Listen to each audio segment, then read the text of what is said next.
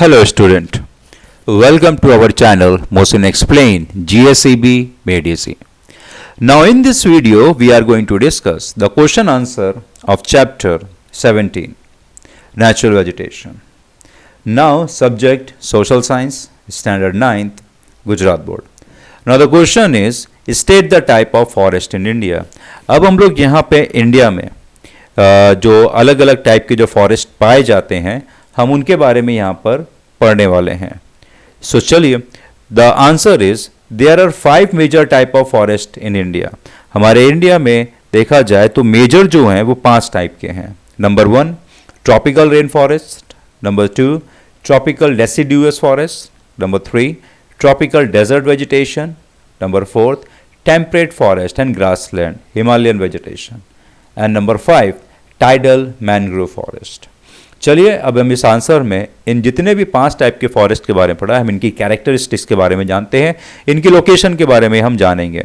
सबसे पहला है हमारा ट्रॉपिकल फॉरेस्ट. डिस्ट्रीब्यूशन फैलने के देखा जाए कहाँ कहाँ पे ये पाए जाते हैं. Such forest are found in the region of hot and humid climate. ये जहाँ पे गर्मी बहुत ज़्यादा और ह्यूमिडिटी यानी एनवायरनमेंट में हमारा जो एटमॉस्फेयर उसमें नमी वाटर वेपर बहुत होता है, और with the rainfall exceeding 200 centimetre and temperature 22 degree centigrade. और यहाँ पे जो बारिश बहुत ज़्यादा होती है, कभी कभी तो 200 सेंटीमीटर के ऊपर गिरना बारिश कॉमन है, और टेम्परेचर यहाँ पे 22 डिग्री से हमेशा आसपास रहता है, यानी मिनिमम 22, मैक्सिमम तो अलग जाता है. दीज और ये फॉरेस्ट कहाँ कहाँ पाए जाते हैं. These forest are found in the region of heavy rainfall in western Ghat. यहाँ पे सबसे पहले वेस्टर्न घाट जो हमारा महाराष्ट्र के सी कोस्ट पे पड़ता है, Lakshadweep and Andaman and upper region of Assam, हमारा जो पहाड़ी इलाका है आसाम का वो, और कोस्टल तमिलनाडु, यहाँ पे बारिश बहुत ज़्यादा होती है. अब पेड़ देख लेते हैं. इनकी जो आपके जो evergreen forest tropical rain forest होते हैं उनमें से पेड़ कौन कौन से होते हैं. Mahogany, ebony, rosewood, rubber etcetera, ये मेजर ट्रीज हैं. अब इनकी कैरेक्टरिस्टिक जानते हैं, इनको कैसे पहचानेंगे. सबसे पहले तो ये पेड़ों की हाइट 60 मीटर से भी लंबे होते हैं. There are more humidity due to scrub, और यहाँ पे ह्यूमिडिटी बहुत ज़्यादा होती है. There is no autumn season in this forest, यहाँ पे ऑटम सीजन नहीं आता है क्योंकि आइसोलेशन ज़्यादा होता है. As the trees are evergreen they are also called, ये ट्री हमेशा ग्रीन रहते हैं जिसकी वजह से इन्हें एवरग्रीन फॉरेस्ट कहते हैं. The girth of the tree is very thick and the wood is also very hard and heavy. ये पेड़ बहुत ही ज़्यादा मोटे, लकड़ी बहुत ही सख्त और भारी होती है. तो ये कुछ कैरेक्टरिस्टिक थे हमारे. सेकंड आ जाते हैं हमारा ट्रॉपिकल डेसिडुअस फॉरेस्ट.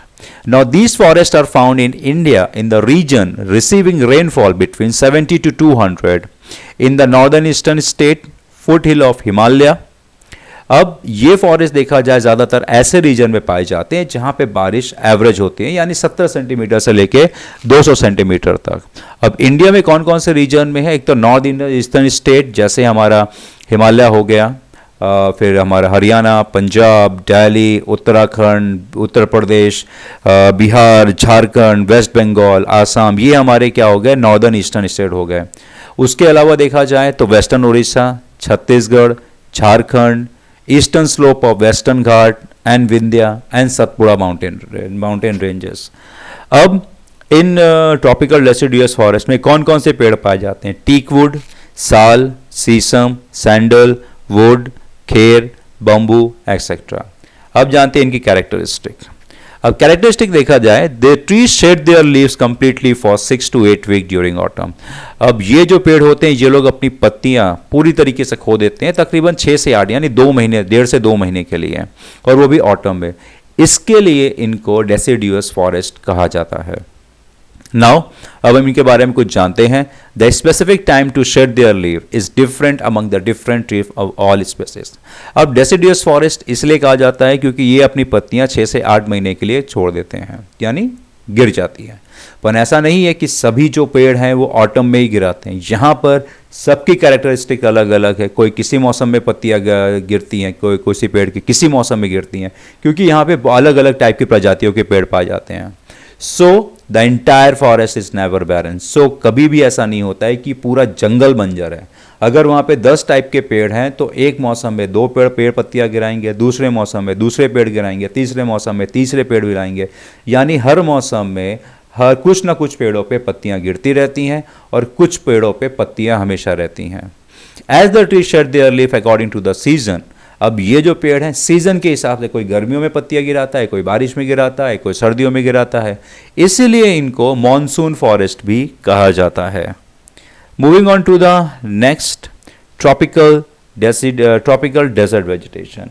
अब ये नाम से ही अंदाज़ा लगा लिया होगा कि आपने हम किस टाइप की वेजिटेशन की बात करने वाले हैं, डेजर्ट वेजिटेशन। सॉरी, इसकी जो इमेज है वो थोड़ी सी आपको ब्लर दिखाई देगी, so please manage it this time. Now tropical desert vegetation के बारे में बात करते हैं। ये कहाँ कहाँ पाए जाते हैं? सबसे पहले ये ऐसे रीजन में पाए जाते हैं जहाँ पे बारिश जो है बहुत कम होती है, 70 सेंटीमीटर के नीचे होती है।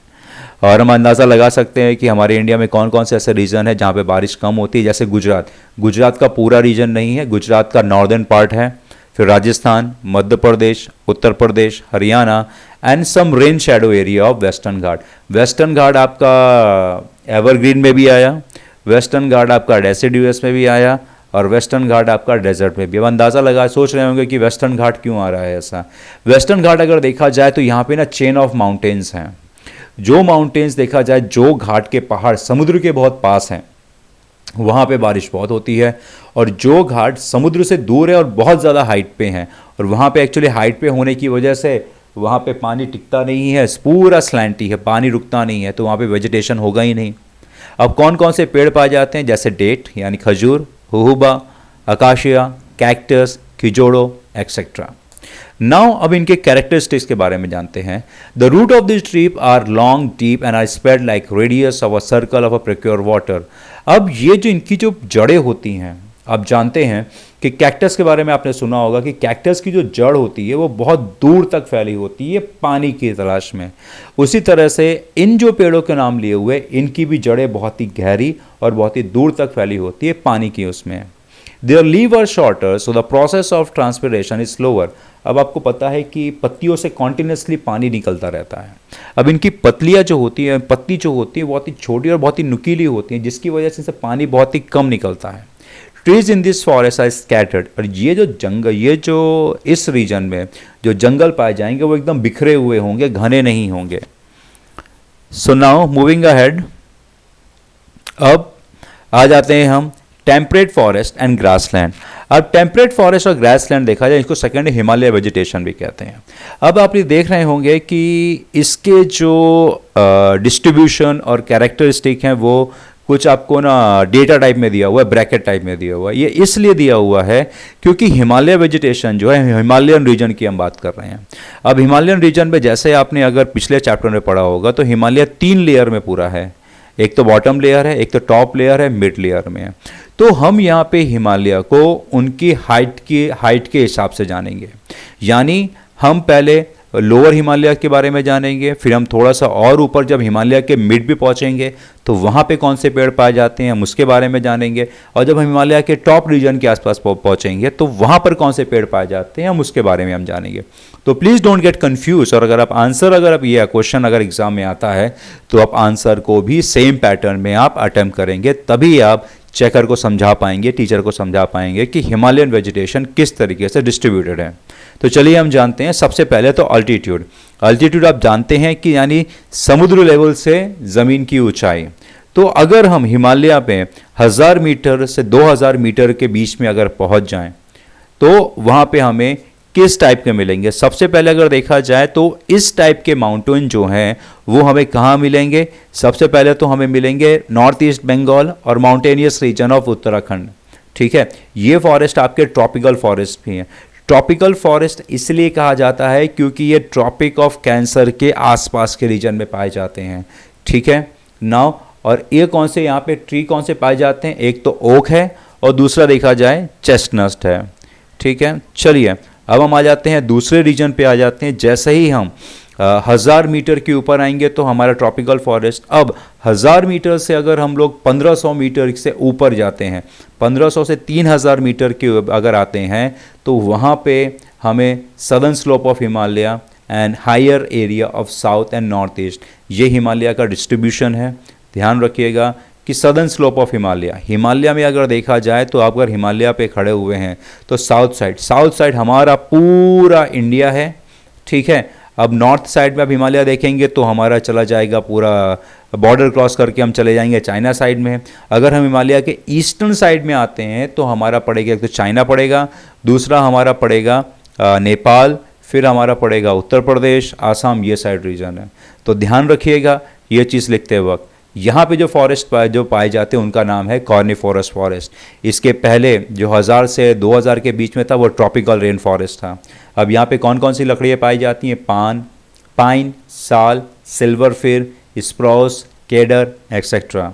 अब आ जाते हैं हम आगे बढ़ते हैं 36 मीटर एंड मोर, यानी अगर हम 3000 यानी 3 किलोमीटर अगर हम हिमालय पे चढ़ना चालू कर दें, 3 किलोमीटर के ऊपर अगर हमने कवर कर लिया है तो यहाँ पे अगर देखा जाए यहाँ पे आपको बर्फ़ मिलना स्टार्ट हो जाएगी। और ये जो रीजन कहलाता है ये है अल्पाइन ग्रास और टुंड्रा वेजिटेशन हम लोग इसको कहते हैं। और यहाँ पे कौन कौन सी लकड़ियाँ? सिल्वर फिर, जूनिपर, बिर्च एक्सेट्रा। तो ये हमारा हो गया हिमालयन रीजन, हो गया हिमालयन वेजिटेशन। अब हम आ जाते हैं थोड़ा सा इसके बारे में हम जानते हैं कैरेक्टरिस्टिक ऑफ कॉर्निफोरस, जो आपने हिमालय में जो 1500 से 3000 के बीच में पाया जाता है वो। अब the trees have a conical shape, ये पेड़ जो होते हैं ना इनको आप अगर टॉप देखोगे ना तो ये कोन टाइप के होंगे, यानी ऑपोजिट, ऊपर एकदम पॉइंटेड, ये ट्राइंगल होगा, उल्टा ट्राइंगल होगा, जिसमें जो पॉइंट साइड है, एंगल साइड है वो ऊपर है। वो इसलिए होता है as the branches of the tree slope downward the snow over the tree during the snowfall easily side down over the land. अब ये इसलिए होता है कि अगर पॉइंटेड है तो इसके ऊपर बर्फ गिरेगी तो ये बर्फ जब इनके पेड़ों के ऊपर ठहरेगी नहीं, वो सीधा ज़मीन पे आ जाएगी, जिसकी वजह से पत्तियों पे बर्फ नहीं रुकेगी। The leaves are long pointed and sticky, they can retain the humidity for longer time. कुदरत ने इनकी पत्तियाँ लंबी, पॉइंटेड और स्टिकी, थोड़ी चिपचिपी टाइप बनाई हुई है। क्यों? ताकि ये वाटर वेपर को ज़्यादा होल्ड कर सकें। The wood of this tree is very soft and full of pulp from inside, so it is useful for paper making. अब इनकी लकड़ियाँ जो होती हैं वो बहुत ही ज़्यादा पोरस होती हैं, अंदर से सॉफ्ट होती हैं और पल्पी होती हैं। पल्पी अगर देखा जाए तो रेशेदार बहुत होती है, जिसकी वजह से ये पेपर बनाने के लिए सबसे ज़्यादा यूजफुल है। It take many years for the tree to develop. अब यहाँ पर का जो वेजिटेशन, यहाँ पर का जो टेम्परेचर, इंसोलेशन और जो रीजन है, इसकी वजह से ये पेड़ जो होते हैं नॉर्मली दूसरे पेड़ों से बहुत ज़्यादा टाइम लेते हैं डेवलप्ड होने के लिए। चलिए मूविंग अहेड, अब हम आ जाते हैं tidal mangrove forest distribution. The forest, these forest are found in the delta of the river near the sea coast. अब ये जो पेड़ हैं, ये पेड़ देखा जाए आपको डेल्टा रीजन या फिर समुद्र किनारे की जो डेल्टा यानी नदियां अपना पानी जहां पे डंप करती हैं वो रीजन में आपको मैनग्रोव फॉरेस्ट बहुत ज़्यादा मिलेंगे। अब ये कहाँ कहाँ पाए जाते हैं? These are found in the coastal region of the bay of Bengal, Sundarban, in the marshy area along the Gujarat coast on a small scale, यहाँ पे पाए जाएंगे। अब देखा जाए इनमें ट्री कौन कौन से, एक तो सुंदरी और दूसरा चेयर। चलिए, so now in this way this question ends over here. Thank you very much.